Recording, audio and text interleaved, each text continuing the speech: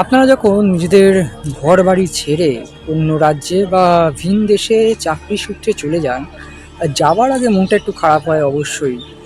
পরিবার পরিজন ছেড়ে একটা জায়গায় গিয়ে বসবাস করা, কাজ করা খুব কঠিন একটা কাজ। কিন্তু যখন সেখানে গিয়ে আপনারা স্টেবল হয়ে যান, মানে ধরুন ৪ বছর ৫ বছর কাজ করেছেন, আশেপাশের মানুষদের চিনে নিয়েছেন, প্রচুর মানুষের সঙ্গে প্রতিদিনের দেখা, কিন্তু আবার দেশে ফেরার পালা। যখন দেশে ফেরার পালা আসে ঠিক একইভাবে মনটা খারাপ হয়ে যায়। নিজেকে ইমোশনালি স্ট্রং হতে হয়, কারণ বাড়ি ছেড়ে আসার সময় চোখ বেয়ে জল বেরোলেও সেটা মোছার লোক থাকে, কিন্তু কাজের সূত্রে যখন বাইরে থাকে তখন নিজেকেই সামলাতে হয়। हम रहे या ना रहे कल।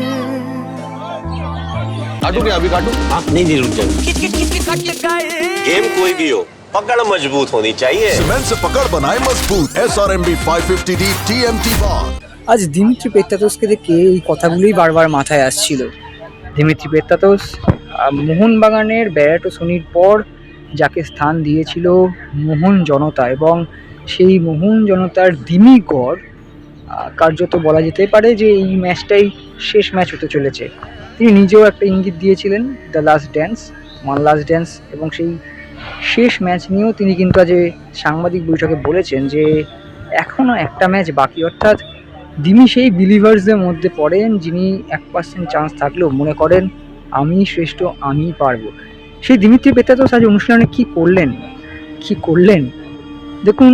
শুধু দিমি নন, অনেক ফুটবলারই কিন্তু এটা তাদের মোহনবাগান জার্সিতে শেষ ম্যাচ হতে পারে। যেমন ধরুন জেসন কামিংসের হতে পারে, রবসানের হতে পারে, স্বদেশী অনেক ফুটবলার রয়েছেন যাদের মধ্যে অনেকেই হয়তো দল বদল করবেন।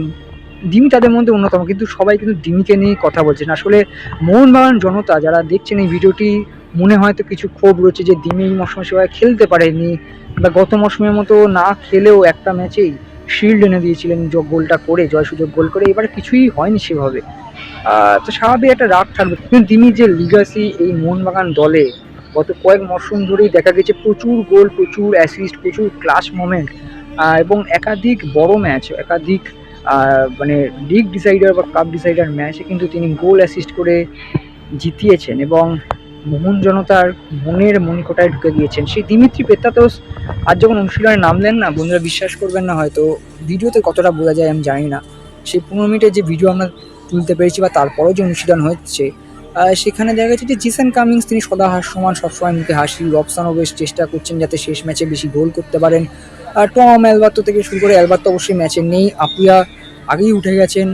বাকি ফুটবলাররা অবশ্যই একটা ওই লড়কে লেঙ্গে টাইপের মনোভাব থাকলেও দিমি না আপনগুলার মতো, অর্থাৎ বেখেয়ালে। কিন্তু হ্যাঁ, তার মানে এই না যে অনুশীলন করছেন না, আসলে তার মনটা যে খারাপ। আজ অনুশীলনের আগে প্রেস কনফারেন্সে এসেও নিজেকে কন্ট্রোল করছিলেন। আসলে এই যে আবেগে ভেসে গেলে চোখের জল মোছার তো সেরকম কেউ নেই। সেই কারণেই প্রেস কনফারেন্সে যে তিনি এত কথা বলেন, আজকে তিনি একটা দুটো ওয়ান লাইনার দিয়েই বেড়ে গেলেন। এবং আজ অনুশীলনেও তাকে বারংবার দেখা গেল যে সবসময় একটা সিরিয়াস, সেই হাসি খুশি তিনিটা খুব একটা দেখা যাচ্ছে না। আসলে নিজেকেও হয় না, ছেলে পুরুষ অনেকে দেখবেন অনেক সিরিজে দেখা যায় পুরুষ মানুষরা নিজেদের কষ্টটাকে, পুরুষ মানুষ বলবো না আমি, যারা বাইরে কাজ করেন না, নিজেদের অনেক মহিলা বাইরে কাজ করেন, তারাও সবসময় এই কষ্টটাকে দমিয়ে রাখেন। দিমি হয়তো সেটাই করছেন। এবং শেষ অনুশীলনে কেমন দেখলাম দেখুন, প্রথম অনুশীলনে দিমি কী করলেন সেটা আপনারা সবসময় দেখার জন্য অপেক্ষায় থাকেন। আজ শেষ অনুশীলনে দিমি কী করলেন বলতেই হয়। টেকনিক্যাল আলোচনা করলে তো এটাই বলতে হবে, প্রথমে নামলেন, শারীরিক কসরত করলেন, ফুটবলার সতীর্থদের সঙ্গে কথা বলছিলেন, যেমন ধরুন কামিংস, যেমন ধরুন জিমি ম্যাকলারেন, এবং তারপর সিচুয়েশন প্র্যাকটিসের সময় বা এমনি যখন শুটিং প্র্যাকটিস হচ্ছিল, গোল করছিলেন, কর্নার কিক ভেসে আসছিল বা কর্নার তুলছিলেন, সব মিলিয়ে ঝুলিয়ে বলা যেতে পারে যে দিমি কিন্তু নিজেকে তৈরি রাখছেন। তাকে যদি প্রথম থেকে খেলানো হয় বা পরিবর্তন হিসেবে নামেন, তিনি কিন্তু নিজের 100%ই দেবেন।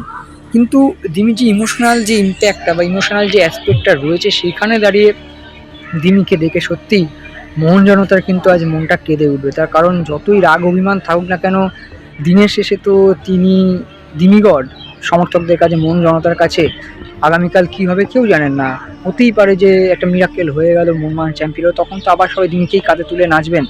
কিন্তু না হলো, এই যে 6-7 বছরের দিমিকে নিয়ে যে একটা মোহন জনতার একটা ভালোবাসা, একটা আন্তরিকতা, যেভাবে তিনি সার্ভিস দিয়েছেন, সেই জায়গায় দাঁড়িয়ে শেষ অনুষ্ঠানে হয়তো সেগুলো রিকল করছিলেন বারবার, যে এই ঘাসের মধ্যে দিয়ে আমি কত বল নিয়ে ছুটেছি, এই মাটিটা আমি মিস করবো, এই সমর্থকদের আমি মিস করবো, এই আমাদের মতো সাংবাদিকদের সবসময় ওই চোখের ইশারা কথাগুলো হয়তো মিস করব। এই মিসের মাঝেই বেখেয়ালে থাকা ধিমি হয়তো আত্মোপলব্ধি করছিলেন যে এ দেখা শেষ দেখা নয়তো, অন্যভাবে নেবেন না। এ দেখা বলতে এই যুবভারতীর অনুশীলন মাঠ, যুবভারতীর প্রেস কনফারেন্স, যুবভারতীর গোটা স্টেডিয়াম, সমর্থক, দর্শক বন্ধুরা কিংবা আমরা যারা রয়েছি, আবার কবে দেখা হবে কে জানে। তাই ধিমির এই অনুশীলনের একটা আলাদা ভিডিও করে রাখলাম আপনাদেরই জন্য, কারণ এই ধিমিকে নিয়ে আপনারা যা সেলিব্রেট করেছেন, সেই কারণে ধিমির এই কপিটা অন্তত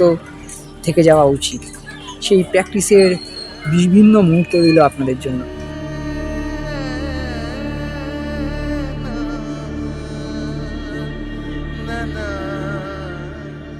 আর যে ধিমিকে নিয়ে এত কথা, তিনি অনুশীলন শেষে ওঠার আগে কী করলেন জানেন? নিজের জার্সি, নিজের প্যান্ট সবটাই উজাড় করে দিয়ে দিলেন খুদে ভক্তদের। আসলে ধিমিরা এরকমই হন। একটু এদিকে তাকাবে।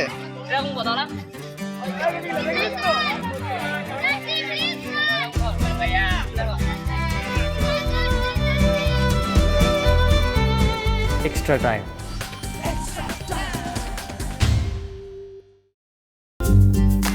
লেটেস্ট নিউজ আর এক্সক্লুসিভ ভিডিওর সঙ্গে আপডেট থাকতে এখনই সাবস্ক্রাইব করুন আমাদের ইউটিউব চ্যানেল।